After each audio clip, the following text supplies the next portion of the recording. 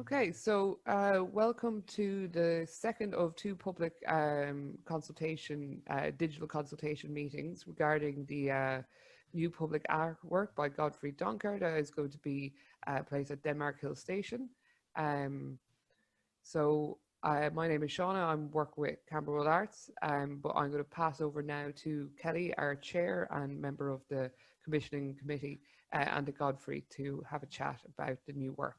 After their part, then you'll have a chance to ask questions, and we'll also share the link to where you can vote for your favourite Adinka for the project. So Kelly, over to you.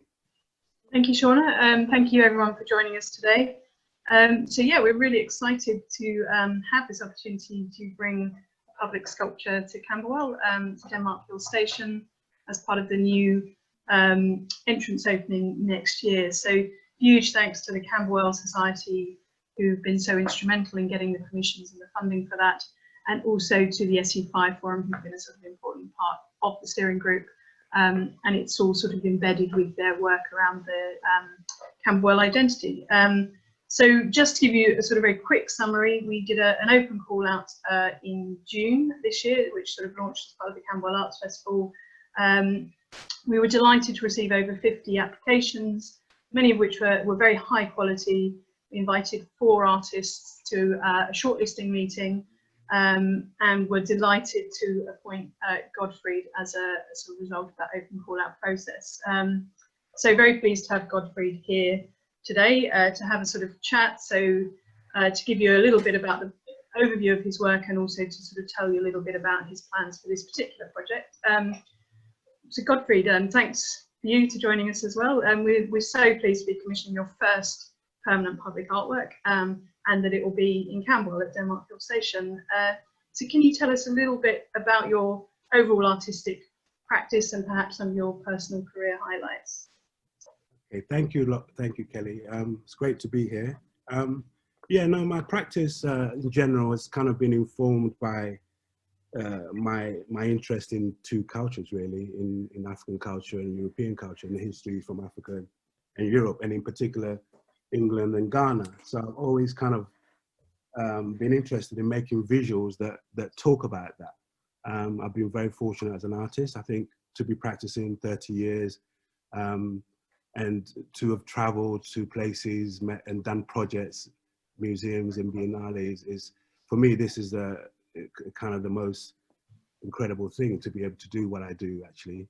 And having this project is a perfect example of that. In terms of the highlights, my highlights are always the work the project I'm doing at the time. So right now, my highlights in my career is this project. Very tactful, thank you, Godfried. No, because I don't take it for granted that being an artist, or being able to become an artist, or being able to practice an artist shouldn't be taken for granted. It's hard, and it's all sorts of things, but it is a pleasure. And so I have to, even though now I'm kind of worried about this project, I'm worried about certain things going to happen, certain things not going to happen, but I have to remind myself that I really enjoy doing this. That's why I do it. So yes, so my highlights at the moment is now and this project. Well, I'm going to, as you're being modest, I'm going to sort of talk through perhaps some of your other highlights for you. No, that highlight was the football. Of course, that was incredible. Yeah. I mean, being asked to design the national football kit, that's amazing. That's probably my biggest audience to boot, to date. Well, indeed, yeah. I suppose millions would have seen the African Nations Cup that kit was designed for. And I suppose, every little, or most boys dream of being a footballer. So for those that dream of being artists instead, maybe the opportunity to design a football kit for the Ghanaian national side is a sort of real accolade. Yeah, so do you want to tell us a little bit about, what got you into art in the first place? I think I was very young, and I might have been capricious, or as a 40-year-old, I for some reason I decided if I could draw, then I would go to art school. And then my art teacher was like, well, are you sure? And you're 40? And I said, yes, I do. What's the best art school? And at that time he said St. Martin's. So from the age of 14, I didn't do anything else. I didn't care about English. I didn't care about history, geography, maths. Much to my father's disdain, I just did art. And so luckily I got a place in St. Martin's when I was 16, but because I didn't do anything else, I didn't have any other O-levels apart from art and art A-levels, so I had to go and redo those. And it took me a couple of years. I went to St. Martin's when I was 18, and it was just another world then. It was like going to Mars, you know, and that was it. So I was hooked, and it was just, but it was extraordinary because there was no one from my neighborhood who'd been to art school. There's no one from Battersea that I knew that had been to art school. There was no references. Hardly knew any black artists, hardly knew any African artists, you know. And your work takes in a lot of mediums. So Shauna's sort of kindly sort of showing us some images in the background here, but there's a sort of mix of painting, video, collage. So what? I actually started off, Kelly, as a fashion designer. So that was my reason of entering into art school, was to do fashion. So I went in to do fashion in foundation, and then going to apply for a fashion degree. And then one of my tutors, again, another inspirational tutor, challenged me to do something else just for a change, because I haven't done, you know, I've been doing fashion since I was 14. And then I tried painting, applied for painting and got in. So I studied painting as an accident, really. And always a little bit sad that I didn't make it as a fashion designer. I always thought, oh no, you didn't make it, so you went into painting. But I always had that sense of fashion with me. And then I think that's what got me into collaging, because when I was doing fashion, I was cutting out fashion images from fashion magazines and just pasting them in my scrapbook. So that was how I put together designs. And so when I turned into painting, I thought, let me just use that as another way of making studies for my paintings. And of course, it's sort of carried through in some of your video work as well. So this is a still Sure. from Jamestown Masquerade, a video work. Fashion piece with fashion designing the clothes, and we shot this in Ghana. So this is all about music and fashion and history and deja vu and stuff like that. But also this piece in particular couldn't have been made if I hadn't have been Ghanaian, lived here and been to the Caribbean. So those three combinations and layers, I was only able to realize this work after I'd done those three things. You know, after I'd been to the Caribbean, I was able to see people in masquerade and people, things like that, you know, performance. Yeah, and I think those layers come together as well in this new piece for Denmark Hill Station. So in the past, your work has explored the iconography of saints, sinners, sportsmen, flags, the FT and more. So what made you choose Adinkras for this project? Yeah, again, I think, you know, some of the processes that I'm into, is like the research I do and the process I'm into, is that it's layered, but it takes time, and sometimes it stays dormant for a while. So I've been into proverbs for a long time. For example, I collect proverbs from Ghana, from Africa, then I collect proverbs from the Caribbean. So I have proverbs from Jamaica, Barbados, Trinidad. And when I was starting to read the text of the proverbs, trying to make visuals from them, I realized Adinkras are form of proverbs. They are proverbs, but there's image-based proverbs. So I had the Adinkras sleeping there, thinking about it for a while. I think COVID, and this year being an extraordinary year with coronavirus and lockdown, gave me too much time to think, really. So I was digging up things and digging up ideas that I've kept. And then when this call to apply came, I thought, let me throw this out, because let's throw this idea out. And I've always thought about what Adinkras would be like in 3-dimensional, and this would be a perfect opportunity to try that idea. Yeah, and so the final work will be viewed by, I think it's estimated something like 10,000 people a day going through the station, and a high proportion will be staff, patients and visitors to the 3 hospitals that are nearby. And this informed the kind of health and well-being theme to the commission. So how do you see the Adinkra symbolism reflecting Camberwell's history of innovation in health, medicine and well-being?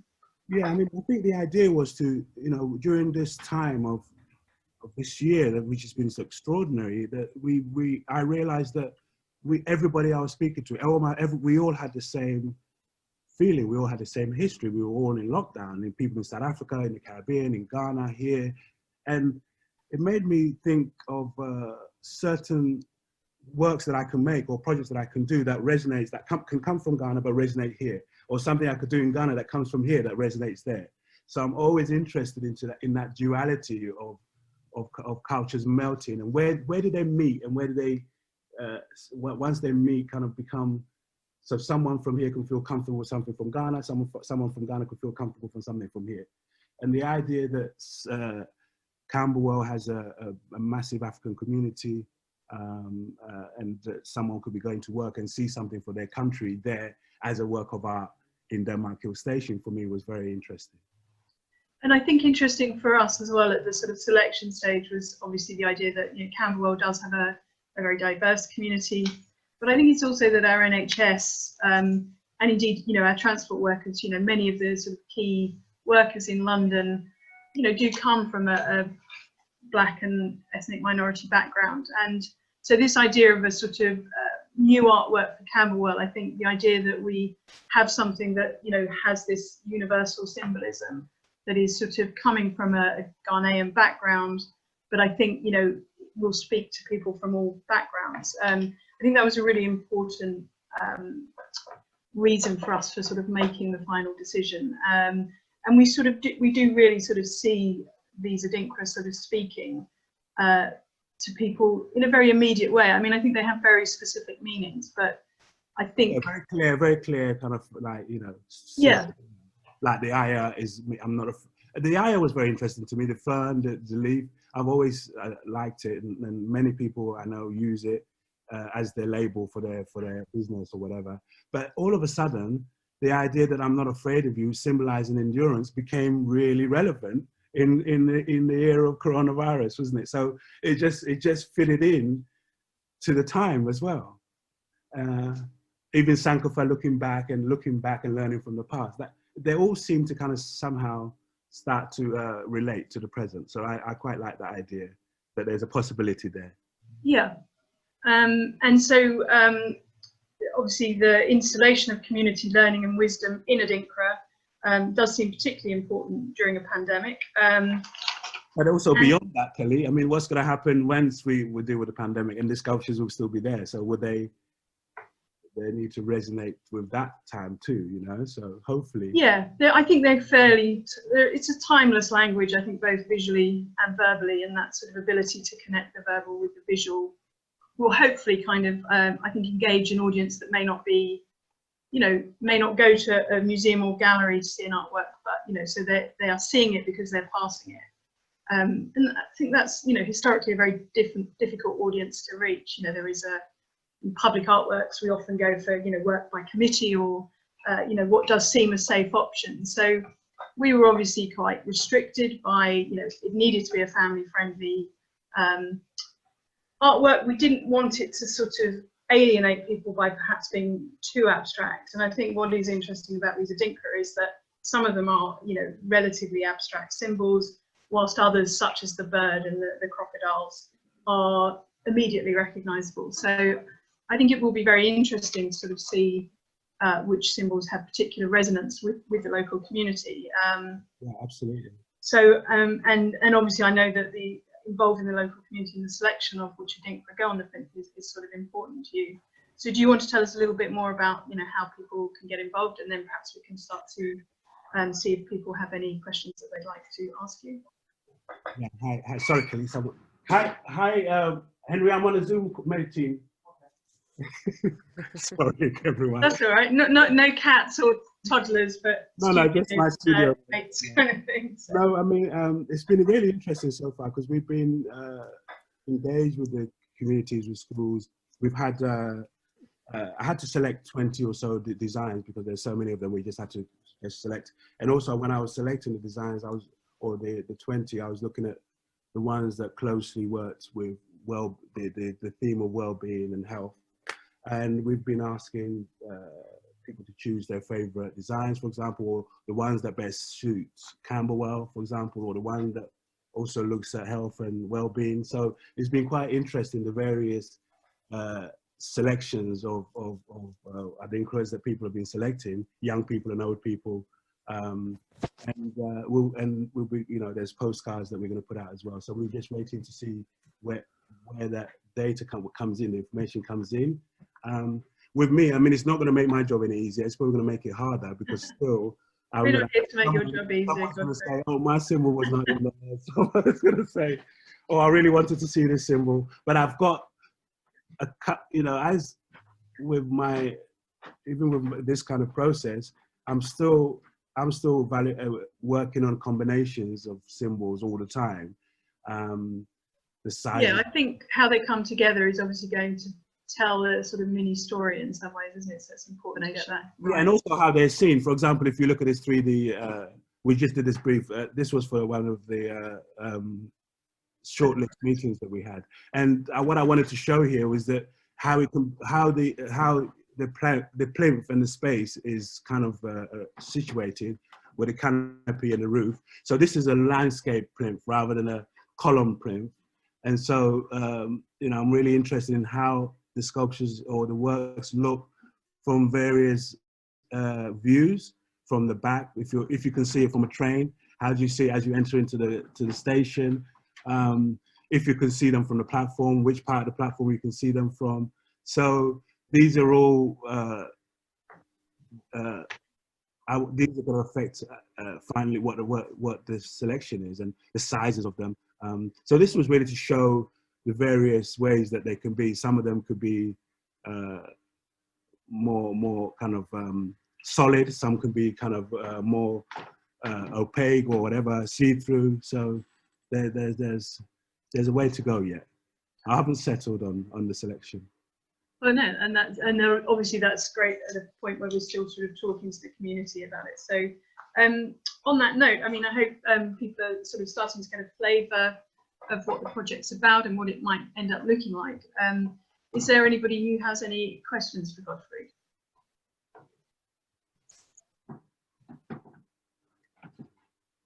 I'm going to leave Shauna to clock if there's any hands going up. So first question from Sally. I'm just asking you to unmute, Sally.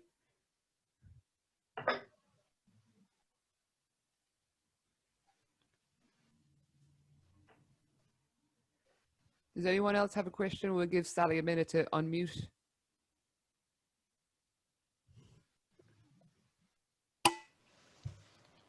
I can throw in a question. I was wondering if the Adinkra symbols can actually be merged together to create a new meaning, you know, a sort of a combined meaning, and maybe that might be an idea, taking the best of the symbols to create a new message, maybe for Camberwell.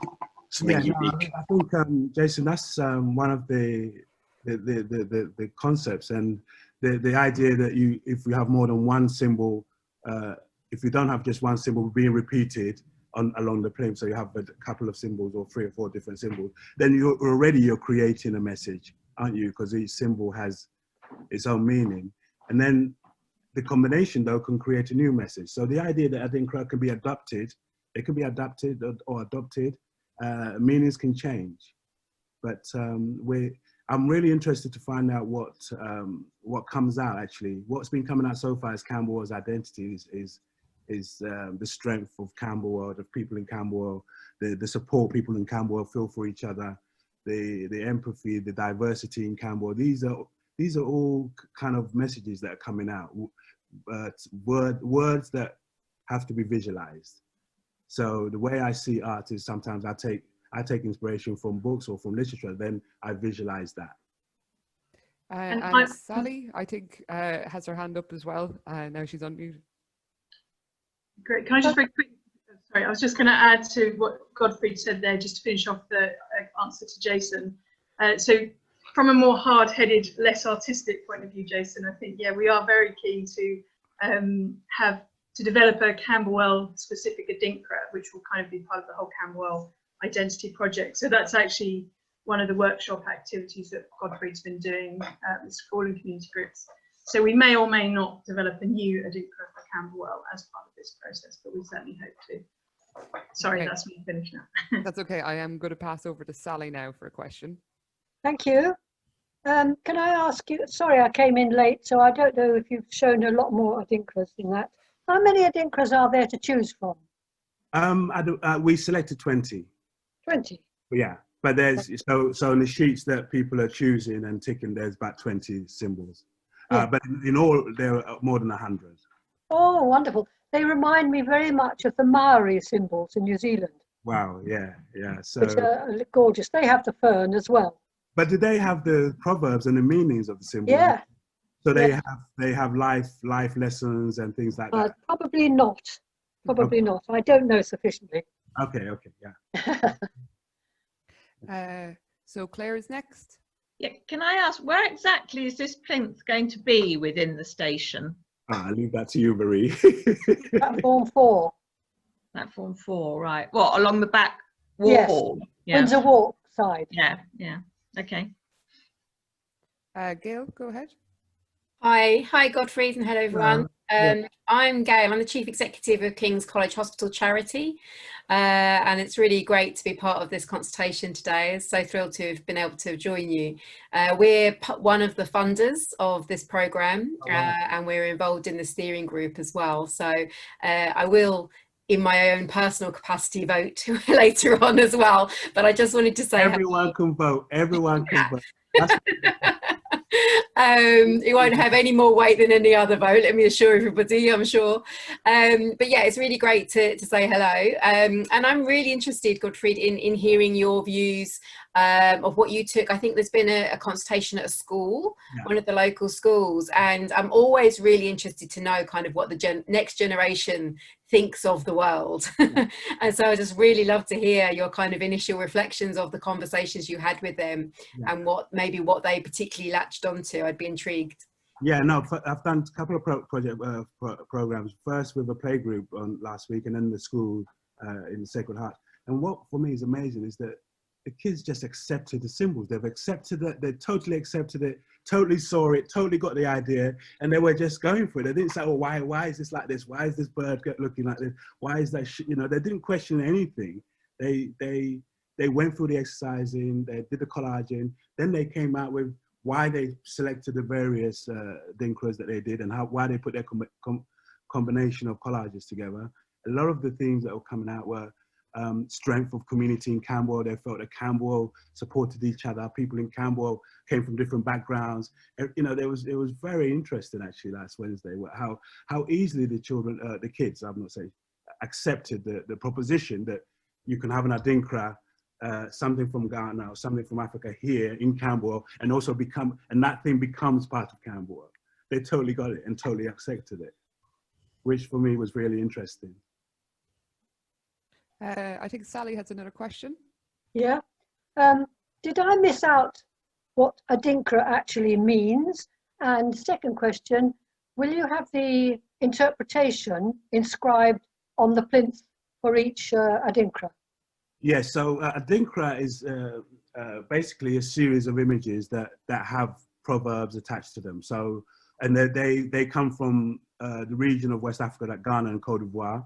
They were like originally from the 18th century, apparently, and they have a mixture of folklore and truth, and they've been upgraded over the years. So they may have started off about 24 of the principal Adinkra, the original Adinkras, and now, like I said, they've got about 108 of them, and they all have meanings.